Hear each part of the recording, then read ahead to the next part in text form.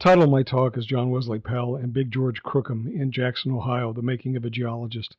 My name is Kevin Ray Evans. I'm at Missouri State University in Department of Geography, Geology, and Planning. I included an abstract in here so you can read that at your leisure. The reason I'm giving this talk is because I did a family visit back to my family homeland here in the United States anyway, in Jackson County, Jackson, Ohio. And in that city, there is a memorial to John Wesley Powell. As it turns out, John Wesley Powell had lived for about 8 years in Jackson, Ohio, and my family lived about 5 or 6 miles south of Jackson in a little rural area known as Soar. And so that is the reason why I wanted to give a talk on John Wesley Powell, just to share some insight I have, I think, into the reason why he became a geologist. Maybe George Crookham is, and others have written about this previously, but I think I've got a little bit more insight into it now. Of course, John Wesley Powell is famous for his explorations of the Grand Canyon, but we're going to explore what is his legacy, and I also want to explain a little bit about the Welsh language and some Welsh patronymics. Also, we're going to talk about the accomplishments of this great geologist, and then I'll explore a little bit more of the Powell and Evans families and little Ceredigion here. They have similar backgrounds. So Scioto Salt Licks and the Scioto Salt Works would become Jackson, Ohio at some point. And then Big George Crookham, I'm going to give you a few details of his life. And then we're going to talk some about the antebellum hostilities in southern Ohio from the 1830s and the 1840s. And lastly, we'll talk a little bit about that John Wesley Powell Memorial and some lessons we can gather from Native American cultural appropriations that were made in the earlier part of the 20th century. Here you see the portrait that hangs in the National Gallery of John Wesley Powell. He was the second director of the U.S. Geological Survey. There have been many, many books that have been written about him, and also about the water issues in the West, and also like Cadillac Desert is one of those, and then also Beyond the 100th Meridian by Wallace Stegner. One of the more recent publications, books about John Wesley Powell, is A River Running West, The Life of John Wesley Powell by Donald Worcester, who used to be at the University of Kansas. This is an Oxford Press publication, 2002. And then because of the 150th anniversary of the Colorado River explorations, in 1869 and 2019, there were several articles that came out at that time, either promoting and then also one that actually questioned what is the legacy of John Wesley Powell, and it's called The Darker Side of John Wesley Powell by Tamara Pico in Scientific American. So we want to explore that issue, actually, so kind of important, I think. This is a photograph of Conway Castle, and this is in North Wales, and so Wales is, in fact, this area of Great Britain, and so it hangs off the west side there, kind of a pig head sort of shape, if you will. The two ears are Anglesey Island and the Flint Peninsula, and then, of course, Pembrokeshire is the snout down here and the jowls down there around Cardiff. So Wales is actually an English term that means foreigner. So it's a foreign land to the English, and of course in the Roman times it was known as Cambria, which was from the Welsh term Cymru, and then the people in fact call themselves the country Cymru, and Cymric are the people, and then Cymric is the Welsh language. So if I were to give you my name in Welsh, it would be Kevin Ifan, I-F-A-N, and that really means John. It's actually the Welsh word for John. So in the Welsh language, and in fact in Welsh law, originally as it was written, you would give your father's, your lineage from your father's side. So the patrilineal sort of lineage would be recited about what your name is. And so, in fact, my name in Welsh would be Kevin ab Ifan, ab Morgan, ab Ifan, ab Gwilym, o Betwis, Shadow Caerphilly. I'm not a Welsh speaker really, but that's Carmarthenshire is what that means. So AP or AB are actually patronymic systems of saying son of. It's equivalent to Mac or Mec in the Gaelic language of the Irish and the Scots. This is a photograph of Betsi Kydd. in the north of Wales. And so here, I'd like to tell you a little bit about some of the Welsh names. And so many of the Welsh names, in fact, begin with P or B. And so Bevan or Bevans actually means Ab-Even, which would be son of John. And it's often anglicized, so it'd be Ab-Evans or Bevans or Bevan. And so, for instance, Bowen, the name Bowen is Ab-Owen. Price or Priest would be Ap-Reese. Pugh would be Ap-Hugh. Perry is Ap-Harry. Pritchard, Ap-Richard. Poole, Ap-Hule.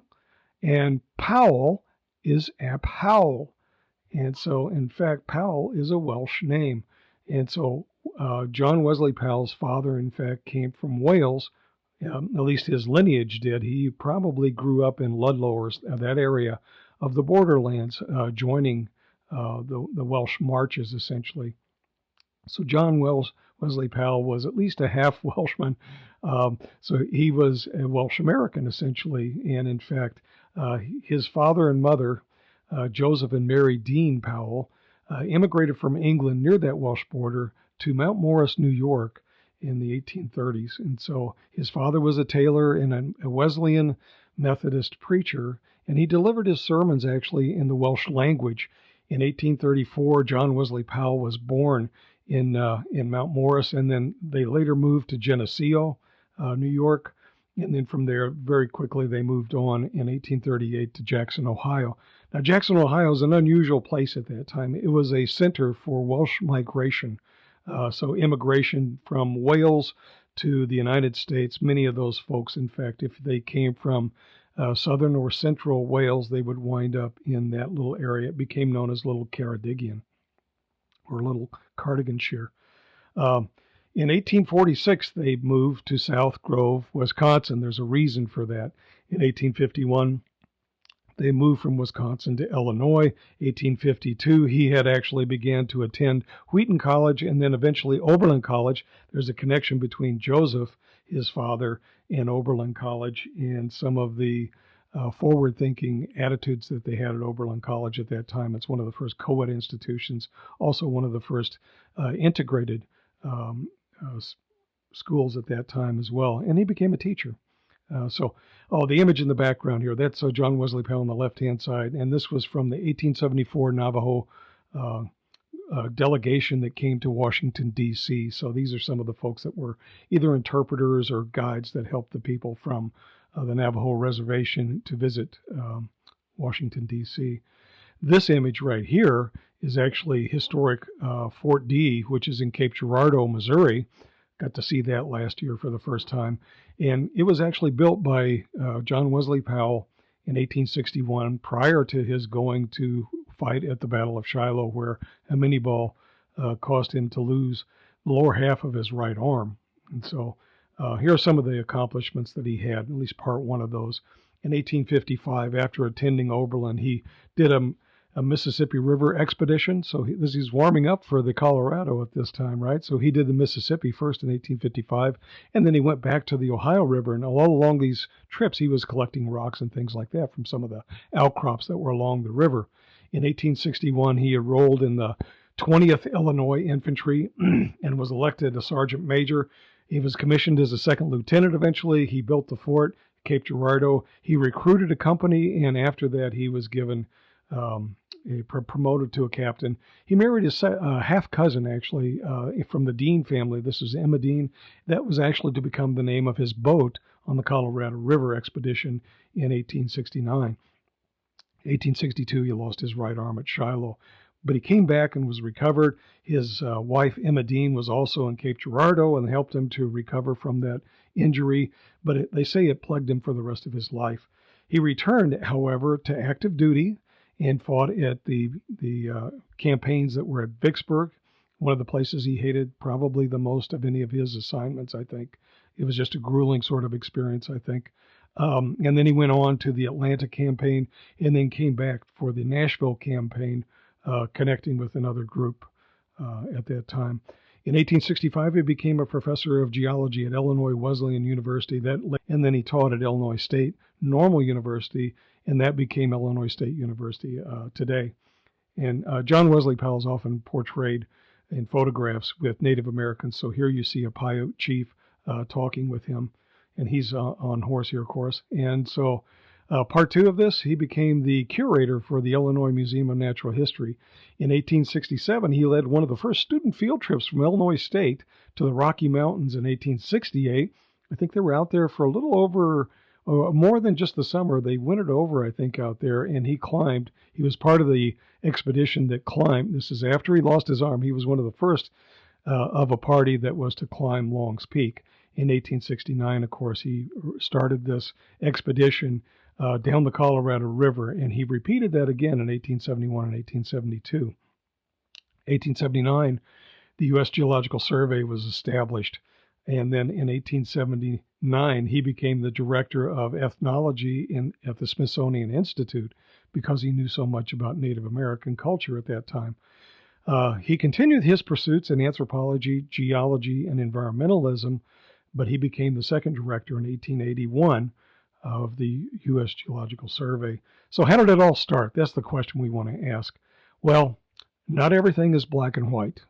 And so this is a digital elevation model for the rough topography of Ohio. You can see the unglaciated areas in the east and the glaciated areas in the northwest, extending out to the south. And of course, the Scioto River runs through here. In the Jackson area, in fact, it's the Marietta river that would have flowed through there during the Pleistocene. And so that is Jackson in this abandoned valley, essentially, that now had Salt Creek running through it and out of it, in fact, as well. So my family, in fact, was from Zoar down here in the lowest right-hand corner here, about 5 miles away from the town of Jackson. So I'm going to give you a little bit of background on my own family history here. This is the church at Zoar. It no longer exists. It was removed for a coal mine, but the women would go in one side and the men would go in the other door. But that is essentially rising out of the nonconformist movement that started in Wales. And of course, these were Calvinist movements for the most part. I think this was a Baptist church, but I'm not sure. There were many Methodist and Baptist church, and most of these were just referred to as chapel or capel in Welsh. And so that's the church itself. This is my family, in fact, here. My grandfather is the second person in the back row. That's Morgan Evans, and next to him is Will Evans there.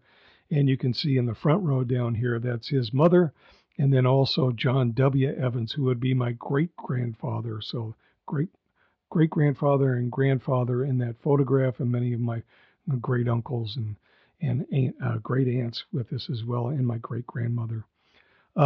This is the school that they all went to. This is the Zoar School, which was nearby as well. The only thing that remains of Zoar today, other than the coal mine that was put in, that removed most of these, removed the farm, it removed the church and the school, it left behind the cemetery. They weren't so brazen as to have to try to move the cemetery. But that is William H. Evans's grave, and Margaret Owen, his wife. They immigrated from Wales in 1840, sailing out of Liverpool and landing in New York City on the Blackball Line. Orpheus was the name of the ship. And then this is John W. Evans's grave over here on the right-hand side, and then and his wife's grave as well. So my great-grandmother. The church at Zoar actually held a reunion in 1927. By that time, my grandfather had already married. My dad was actually 12 years old at this time. He was born in 1915. So they were in St. Louis at this time. And legend has it, of course, when they wrote the family history, that Morgan married a woman from the West. Well, the West at that time was actually St. Louis, Missouri. And so they lived in they didn't live in St. Louis, Missouri, but my great-grandmother on my grandmother's side would have been Annie McLogan, and she lived in St. Louis with Anthony McLogan, and my dad was staying with them as a 12-year-old while my grandfather farmed in south central Illinois. So, but anyway, this is, I've got so many relatives in this photograph, and I don't even know who they are. But I know that many of these people were related because they're all Welsh, and they all came over. Many of them originally started from the old country. This could be the second or third generation, but they married within this community And so there are many, many Welsh that settled in this area. Up to 9,000, I think, was the total at one point. Well, why did they come to this area to begin with? Well, it was the promise of cheap land and land that actually kind of resembled South Wales. Most of the first pioneers that landed in this area were here because of the Scioto salt licks. And there were leases that went along with that, and so people could actually live in that area and produce salt by boiling some of the salt springs. And eventually that area became, it was active from about 1795, I think, till about 1826 or 1820s anyway. And then the salt, essentially, there were cheaper markets to get the salt from, I think in West Virginia mostly. But here you can see some of the signage that goes along with this in the town of Jackson. So finally, we're here to Big George Crookham. He weighed about 350 pounds, it's estimated. He was 5'8" tall. Now, for Big George Crookham, why do they call him Big George? Well, they say that he ate about what probably 6 people would normally eat. He only ate once a day, but he would eat 6 chickens, essentially, no, 3 people a day, 3 chickens a day, what 6 people would eat. He was a big man, in other words. He was a very robust person at the same time. He lived well into his 70s. But, and he's really kind of a local hero, I guess you could say. He was a teacher. He established essentially the Jack Oak College, they call it. It was actually a dog trot cabin that he had a museum on one side that he would show people things, and the schoolroom was on the other side, and this was on his land a couple of miles north of Jackson. So that's Big George Crookham right here. Now, he was born in Cumberland County, Pennsylvania. His parents were English as well. They immigrated, and I'm not exactly sure where they immigrated from, but it was James and Hannah Perry Crookham that came over. His father was actually a Revolutionary War veteran. George was actually an 1812 veteran, and so at this time there were already beginning to be some Welsh people in this area, and it was all because of a Welsh preacher named Chidlaw, who was in Cincinnati, and he had really kind of promoted from moving from New York to Ohio. He wanted more Welsh people to come there to become part of this huge community. It was a very church-oriented community. It was a very, they say in many parts of the British Empire, I guess you could say, they call these folks Walesers, okay, because of their straight-laced sort of nature. So Jackson was this, in fact, mixed heritage of Virginia pioneer stock, and then all these newcomer Welsh immigrants that showed up there. Well, George Crookham was actually a salt boiler. He did that to make his ends meet, but he was also a study, and so he would actually read while he was boiling. And so he read books like Hume. He would read the rise and fall of the Roman Empire, and he was self-taught, but at the same time, he was very learned. And so he was a heavy drinker, however, but he saw the light, I guess you could say. And he became then an avid temperance advocate after that. And he was very much anti-drink after his essentially a conversion. He's a self-taught scholar, but he qualified as an educator. When they asked him to read a passage in a newspaper, they handed him the newspaper upside down. And he began to read the newspaper even though it was upside down. And so it showed the folks that were trying to trick him that he, in fact, was qualified to become a teacher. He married Sarah Ann Lake. They had 16 children together. They were quite busy, it sounds like. He was a man of strong convictions, I guess you could say. He was an abolitionist. This area not only had Virginia pioneer stock and these new Welsh immigrants that showed up here, there were also free blacks that showed up here as well. And then also runaway enslaved people. And so they would wind up and they would knock on his door, and he would protect them and show them where to hide in the caves that were along Salt Creek. And when he was a salt driller, he in fact collected many of the Pleistocene megafauna. So they found fossil remains there, like some mammoth tusks that were up to 11 feet long, I think. And he loved geology. He loved archaeology. He was interested in the mound builders in southern Ohio. So he established that college, Jacko College. And when the Powells wound up moving there in 1838, he befriended them. He was one of the first people to welcome them to the town. John Wesley was known as Wes Powell.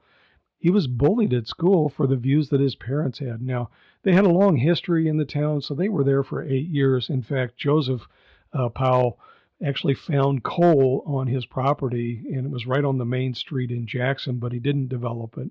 But other people eventually did and turned it into a small coal mine, I guess. But he bought land in the nearby surrounding areas, and so he would buy lots, then turn around and sell them. And so he actually made some pretty good money just on speculation in land. So the land prices were actually rising pretty rapidly there. So for John Wesley Powell, he had a mentor along with this geologist. And so George Crookham would come to the Powell House and have dinner or have coffee and had discussions with Joseph Powell. He really enjoyed the company, and he would take Wes on his expeditions with William Mather. Now, William Mather was a geologist, and William Mather lived in the town as well. And so on these expeditions that William Mather and George Crookham would take, they would often take Wes Powell along in the middle of the buckboard as they were heading out into the country to look at some new rock exposures. So Powell attributed his affinity, in fact, to the natural sciences to Crookham. He says he's the guy that was my mentor in geology. By 1846, the passions of North America were inflamed in the 1830s and all the way into 1846. There was an abolitionist meeting, in fact, at the courthouse steps that turned into a riot, and there were rocks thrown and threats made, and all sorts of things happened at that time. Jacko College was actually burned down because both the Powells and Crookham were abolitionists, and both of them were temperance supporters, and neither one of those subjects were very much identified with the Southern contingent that lived in Jackson at that time, the folks who were the Virginia pioneers. So he lost his collections there, and so the Powells, in fact, in 1846 decided to move to Wisconsin and take their nest egg with them. Well, here's the location of the Powell House in Jackson. In fact, the courthouse is the large black rectangle that you see in the center of town here, and so they were just within the next block between, I think it was called Portsmouth Street and Locust Street. The Crookham Farm was about 2.5 miles out of town to the north along Salt Creek. Here is the courthouse on the left-hand side that was burned. It was built in 1868 after the Civil War, and then on the right-hand side it burned in 1851. That's the image over here, and then 1853 they rebuilt it. Essentially, it's not exactly the same, but it's pretty close, with just the tower being slightly changed there, and some of the original structure was used to rebuild. So we're coming down to this point, right? So many of these stories that you've heard from me already on this were in the book A River Running West by Donald Worcester. And so it's the story of John Wesley Powell. There are some additional pieces that I've thrown in here as well from the Historical Society at Jackson, the Jackson Historical Society. On the right-hand side is, again, this stone buildings that was constructed in 1834, completed in 1838. And it's the Powell Memorial. This is the Powell Memorial Plaza, in fact, here. And if you look around, all of these stones, in fact, have a different provenance, and on them are inscriptions. And so if you look at the inscriptions up close, you can actually see things like Toledo Tribe. This may intimate that, he was so well esteemed by Native Americans that they would contribute stones from their various tribes. That's not the case, however, and so this structure, in fact, was built. If you look at this image, you can actually see it in stereo if you're in the right spot, and you look at the stone that's at the bottom next to the window, and you will see Oto Tribe from Jackson, Ohio. It's number 82, it says on it. Well, what is this all about, and why was this structure built? Well, it was built in 1834 as the 100th anniversary of John Wesley Powell's birth, and finished in 38. But here is that stone from the Oto Tribe. So let's take a look. Where is that from? Well, this building right here says IORM at the top up there. That stands for the Order of Redmond. Now, that's a lodge that was established coming out of essentially the Boston Tea Party. And so out of the Boston Tea Party, there were a couple of organizations that were fueled in the Revolutionary War, just leading up to the Revolutionary War, and that they would then carry on. They think that their heritage, in fact, the IORM, is related to how people had dressed up in Native American costumes to try to disguise their activities that were anti-British at the time. And so here the IORM is in Jackson, Ohio. What the IORM really is a lodge, and so they offer 3 degrees. And it's sort of a self-betterment society, something like Freemasonry. There were many organizations that existed back then, the International Order of Oddfellows, let's see, there was the Knights of Pythias that were organized after the Civil War. And then there were also some other ones, the International Order of Foresters, I think it is. And so there several, in fact, lodges developed in the 1930s saw the peak of membership in many of these. Now, the IORM is reputed to have had about 5 million people. They, in fact, saw their organization rise in the 1840s. And so there's a high likelihood, in fact, that with all of the gifts that were given to the John Wesley Powell Memorial, that in fact Powell was a member of this fraternity as well. On the right-hand side, you can actually see one of the certificates that you would be able to put in your office or whatever as showing your membership in this organization. They offer 3 degrees essentially, and the 3 degrees parallel many of the other organizations that offer fraternal brotherhood essentially at that time. They also had something equivalent to the Eastern Star that's in Freemasonry, and that was called the Psihontas Group. Now, this is pretty much the epitome of cultural, appropriation. Now, but one has to question is like, how do you actually get people to value Native American culture? And one of those is to actually provide a venue for white people to become accustomed or familiar with Native American culture. And so they didn't really appropriate all of the things that were Native American, but in fact, they tried to incorporate those values that they thought were uplifting to society. In fact, so I would argue, in fact, that this was, no matter how inappropriately how misappropriation there was of the Native American culture, at least it showed some esteem for their culture. And so John Wesley Powell may well have been a part of that.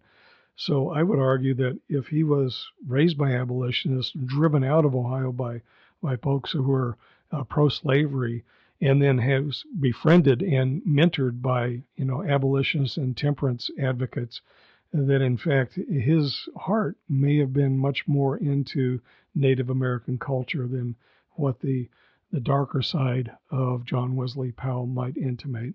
And so nobody talks about the secret societies, okay? So this would have been one of those secret society that inculcates the sort of learning of different cultures in order to try to learn from that culture. And so it's a system of learning essentially and self-improvement.